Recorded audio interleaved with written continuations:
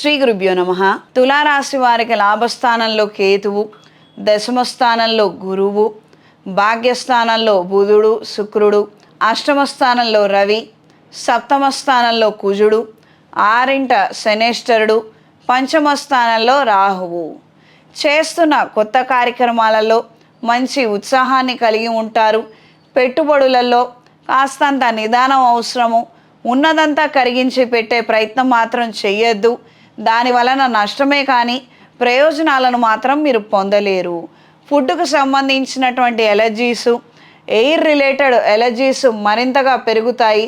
అంటే dust allergies ఎక్కువగా రావడము, అయితే సైనసైటిస్ లేకపోతే లంగ్ ఇన్ఫెక్షన్స్ లేదా చర్మ సంబంధమైనటువంటి అనారోగ్యాల బారిన పడే అవకాశం ఉంటుంది. ఆరోగ్య విషయాలలో జాగ్రత్తలు అవసరం.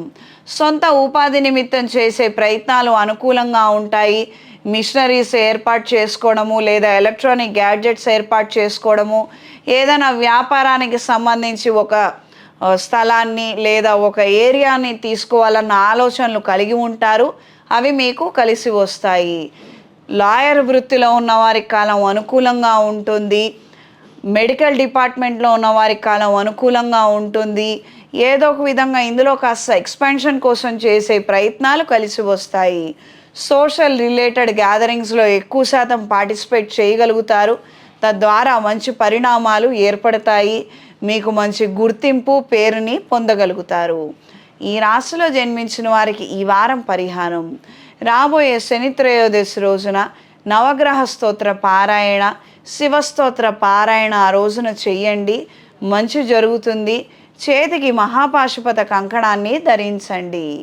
ఈ రాశిలో జన్మించిన స్త్రీలకు ఇష్టపడినటువంటి వ్యక్తిని పెళ్లి చేసుకోవాలన్న ఆలోచనలు తీవ్ర రూపం దాలుస్తాయి. పెద్దవాళ్ళకి నేను ఇచ్చేది ఒకే సలహా అమ్మ, వాళ్ళు ఇష్టపడ్డారని అంటే పెళ్ళి చెయ్యండి. పెళ్లి నిమిత్తం ఏమైనా సమస్యలు వస్తాయనుకుంటే శాంతి పరిహారాలు అవి చేసుకోండి. దానివలన మంచి జరిగే అవకాశాలు పెరుగుతాయి.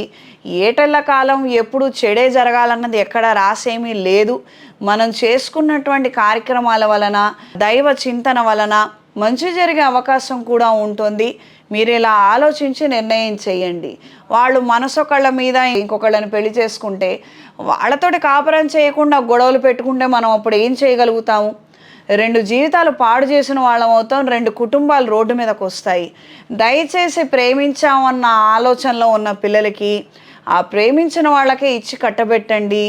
దీనివలన సమాజంలో కొంతమంది బతకగలుగుతారు.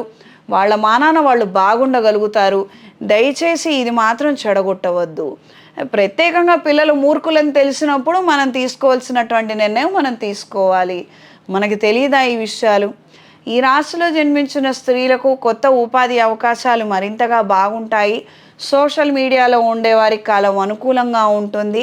పెట్టుబడుల విషయాలలో తగిన జాగ్రత్తలు అవసరం. ఈ రాశిలో జన్మించిన వారికి ఈ వారం కలిసొచ్చే రంగు పసుపు, కలిసొచ్చే దిక్కు పడమర, కలిసొచ్చే సంఖ్య 5.